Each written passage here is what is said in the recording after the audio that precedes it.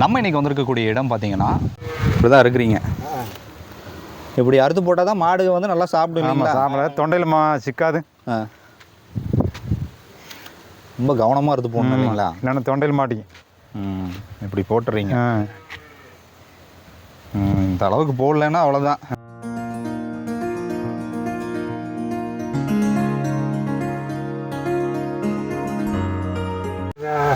பன்னெண்டு வருஷமாக வளர்க்குறாங்க. 12 வருஷமாக வளர்த்துட்ருக்கீங்க. உங்களுக்கு வயசு எவ்வளோ ஆச்சுங்கய்யா? 84 வருஷத்துலேயும் நீங்கள் மாடு வளர்த்துட்ருக்கீங்க. இப்போ நீங்கள் தான் வந்து அந்த உருளைக்கிழங்கெல்லாம் கட் பண்ணீங்க இல்லைங்களா? எப்படி இருந்துச்சுங்க இது இந்த வேலையெல்லாம் செய்கிறதுக்கு? நல்லா பக்கத்தில் இருக்கிற பண்ணக்காரெல்லாம் பார்த்து பழகிறது தானே. இப்போ உங்களுடைய மகனும் அதில் வந்துட்டாரு, உங்களுடைய பேரனும் வந்துட்டார் இல்லைங்களா? பேரனுக்கு ஸ்கூலுக்கு போயிட்டுருக்கிறேன். அவன் லீவ் நாள் ஏதோ ஒரு வேலை செய்ய வேண்டியதான். பரவாயில்ல, எல்லாருமே உள்ளே வராங்கும் போது அது எவ்வளோ பெரிய கறந்து பழக்கணும், எல்லா வேலையும் செஞ்சு பழக்கணும். மாடு அப்பதான் ஆகும், ஆடு பேர் வேலை செய்ய வேண்டியதான். ஆமாம் ஆமாங்க. ஒரு நாளைக்கு 55னா மாதத்துக்கு வந்து கிட்டத்தட்ட 550, 1100, 1650 லிட்டர் நீங்கள் பால் ஊற்றிட்டு இருக்கீங்க. அந்த 1650 லிட்டருக்கு எவ்வளோ ரூபா உங்களால் வருமானம் ஈட்ட முடியுது? திம்மனூர் அப்படிங்கிற ஒரு கிராமத்தை நோக்கி தான் வந்திருக்கோங்க. இலுப்பநத்தம் பஞ்சாயத்துக்கு உட்பட்ட இந்த கிராமத்தில் கனகராஜுங்க அப்படிங்கிற ஒரு விவசாயி வந்து ஆவினுக்கு வந்து பால் ஊற்றிட்டு இருக்காரு. ஹெச்எப் மாடுகள் வச்சிருக்காரு. அவர்கிட்ட சில வார்த்தைகள் கேட்கலாம். ஐயா வணக்கங்கய்யா. உங்கள் பேர், உங்களை பற்றி ஒரு அறிமுகத்தை சொல்லுங்கள். என் பேர் கனகராஜுங்க. நான் 6 கரை மாடு வச்சுருக்கேங்க. டெய்லி 55 லிட்டர் பால் ஊற்றுங்க. வீட்டு போகலாங்களா? போகலாம். என்னங்க உருளைக்கிழங்கெல்லாம் எல்லாம் எடுத்து வச்சுட்டு இருக்காங்க. எதுக்கு, என்ன பண்ணிட்டு இருக்காங்க? மாட்டுங்க. பார்க்கலாங்களா? என்ன பண்ணுறாருங்க? உருளைக்கிழங்கெல்லாம் அரியர் கட் பண்ணி போடணும் மாட்டுக்கு. அது டேமேஜ் வந்து எல்லாம் அது எல்லாம் அக்கத்தில் தள்ளிட்டு நல்லா நீட்டாக வைக்கணும். இப்போ இது கட் பண்ணிட்டு இருக்காரு ஐயா. கட் பண்ணிட்டு இருக்கிறாரு. ஐயாவுக்கு வயசுங்க? அவர்கள் 54ங்களா? 54 மாதிரி இருக்குங்க. 84ங்கிறாரு. ஏங்க ஐயா ரொம்ப இளமையாக இருக்கீங்க. பரவாயில்ல, 84 வயசுலேயும் இவ்வளோ சிறப்பாக உழைக்கிறாருங்களே. ஆமாங்க, அதுவே பெரிய விஷயந்தான் இல்லைங்களா? இதெல்லாம் உருளைக்கிழங்கு. இது வந்து எவ்வளோ கொடுக்கணுங்க? இதுங்க உருளைக்கிழங்கு ஒரு 6 கிலோ 7 கிலோ குடிக்கலாம். அவ்வளோதான். அவ்வளோ கொடுத்தா என்ன ஆகுங்க?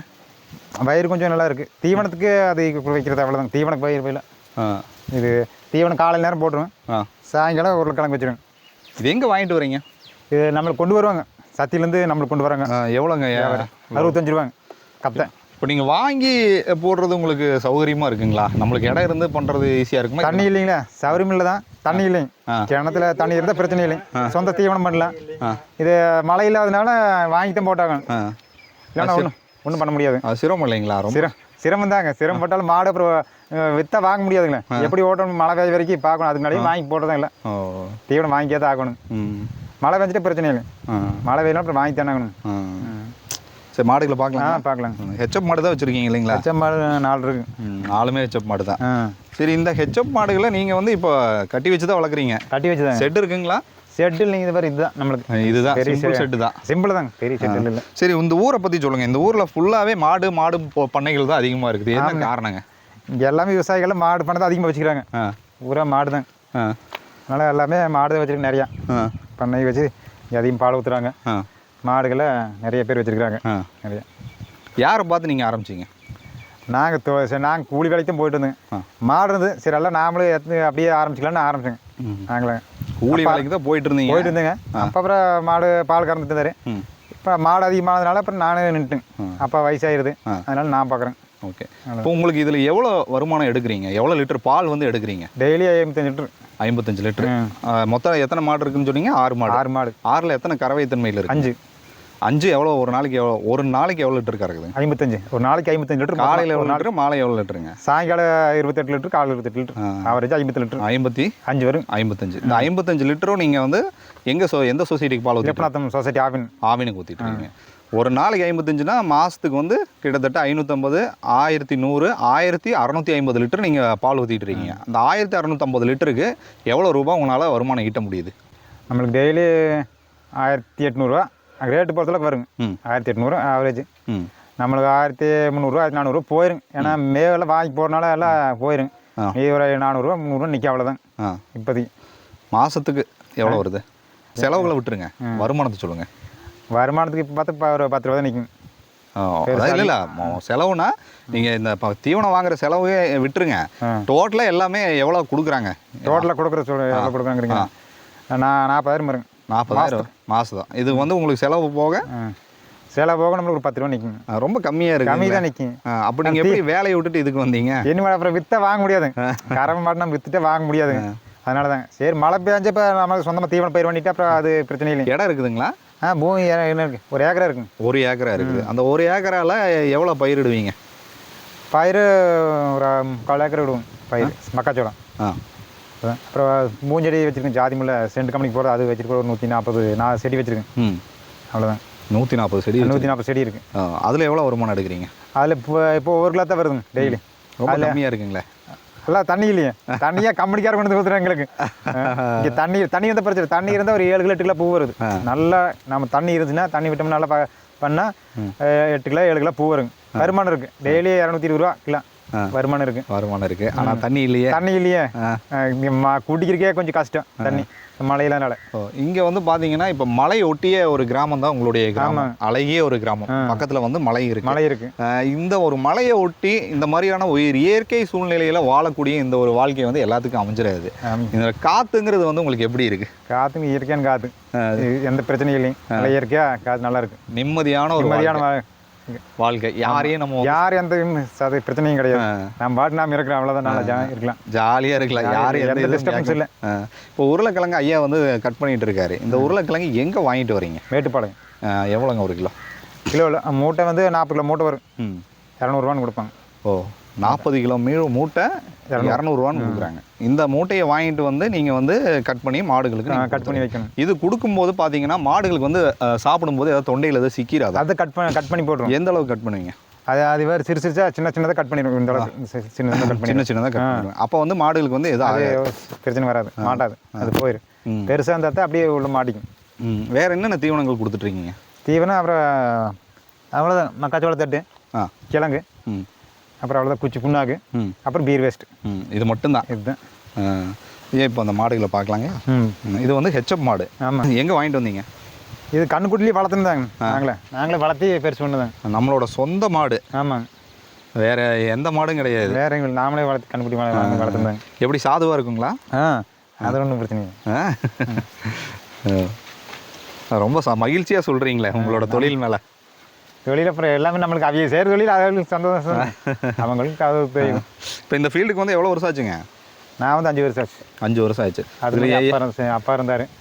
அவர் இப்போ வயசாகி போச்சு, அதனால் நான் செஞ்சுக்கிறேன். எப்படி இதை கற்றுக்கிட்டீங்க? அப்பா கிட்ட இருந்தால் கற்றுக்கிட்டீங்களா? அப்பா கிட்ட தான். சரி, நம்ம இதில் லாபகரமாக மாற்றணும்னா என்னென்ன முறைகளை கையாண்டா இதில் ஜெயிக்க முடியும்? லாபகரமாக மாற்றணும், மாடுன்னு கொஞ்சம் அதிகப்படுத்தணும்.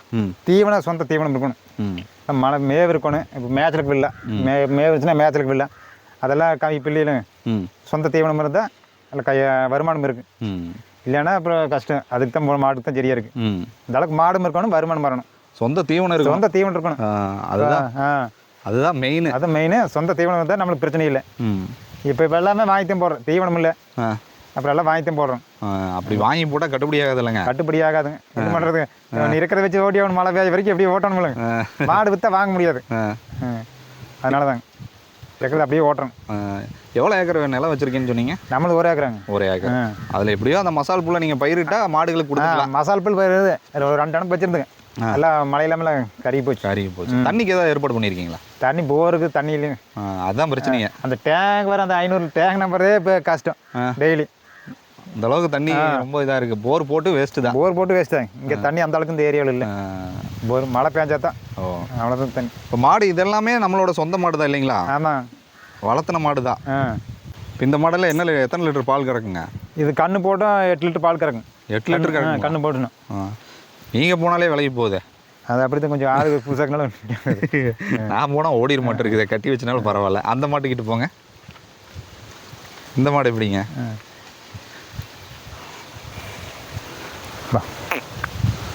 ஆனால் பரவாயில்ல, நீங்கள் தெளிவாக ஹெச்எப்பே வச்சுருக்கீங்களே. ஆமாங்க. நிறைய பேர் ஹெச்எப் மாடு வைக்காம இந்த இடத்துக்கு வேற மாடுகள் வச்சிருப்பாங்க. கூலி மாடும்பாங்க. ஆமாம், ஒவ்வொரு ரகம்பாங்க. அது ஒரு நம்மளுக்கு இது செட் ஆயிருது. நம்மளுக்கு இதுதான் செட் ஆகுது இந்த மாடு. அதனால இதுவே வளர்த்துறதான். கண்ணுக்குட்டி போகும், இதுவே வளர்த்துறதான். வளர்த்துறதான். நம்மளே சொந்தமாக வளர்த்திக்க வேண்டியதான். வேற மாடெல்லாம் வாங்குறது இல்லை, உங்களோட சொந்த மாடுகள் தான் வச்சுக்கிறது.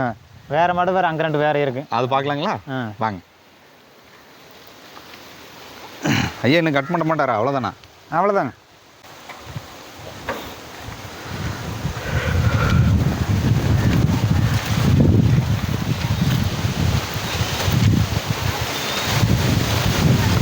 இங்கே இருக்கிற மாடுங்க இதெல்லாம் என்ன மாடுங்க? இது ஒரு வேறு மாடுங்க. இது ஒரு ரகம். இது என்ன ரகங்க? இது நாட்டு மாடு. இது ஹைப்ரிட் தாங்க. இது செவல மாடுங்க. இது எவ்வளோ லிட்டர் பால் கறக்குதுங்க? அது கண்ணு போட்டுனா 10 லிட்டர் கறக்கும். எது இது? அந்த மாடு. இப்போ சேனை இது ஓடுது. இது இப்போ போட்டு கண்ணு போட்டு 10 நாள் ஆச்சுங்க. இது டெய்லி 12 லிட்டர் கறக்கும். 12 லிட்டர் தான் கறக்கும். ஓகே. அந்த இயற்கையான சூழ்நிலையில் அழகாக கட்டிக்கிறீங்க. மழை மட்டும் பெஞ்சுன்னா ரொம்ப மழை மட்டும் பெஞ்சுனா பசேன் இந்த ஏரியாவே நல்லா இருக்கும். பசேன் இருக்கு. ஒன்றும் நல்ல மழை இல்லாமல் தான் இப்படி கை கிடக்கு. தண்ணியெல்லாம் குடிக்கிறக்கே கஷ்டம். இல்லைன்னா இந்த மரமெல்லாம் நல்லா தண்ணிட்டு நல்லா இருக்கும். ஆத்தண்ணியெல்லாம் வருதுங்களா? ஆத்தண்ணி வருங்க. ஒரு வாரத்துக்கு ஒரு விடுவாங்க. ஆத்தண்ணி மெயின் ரோடு அங்கே ரூட் இருக்குது, அங்கே விடுவாங்க. பரவாயில்ல, உங்கள் பையன் நல்லா வளர்த்துருக்கீங்கண்ணா. இதெல்லாம் நீங்கள் எடுத்து போடுவீங்களா தம்பி?